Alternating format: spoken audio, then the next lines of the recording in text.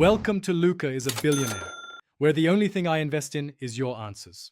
You begin by verifying your Mantra MFS100 is powered and connected. This prevents bricked firmware.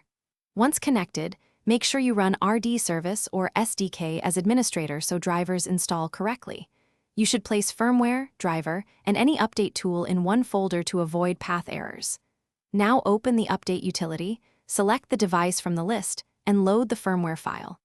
This step starts the actual upload. Do not disconnect the unit while progress shows. Once the updater starts, you monitor the % progress. This confirms packets are received. If Windows prompts about unsigned drivers, accept only if the source is verified. This allows the new driver to bind. Make sure you allow any automatic device reinstallations. They are normal. If the tool offers options like erase or preserve templates, choose preserve unless you need a full wipe.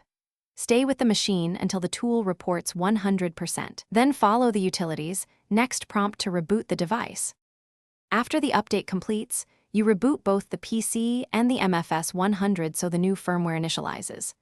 Once restarted, open RD Service and confirm the device ID and firmware version show the expected values. This verifies success. You should perform a sample capture and create a test template to ensure imaging quality and matching work.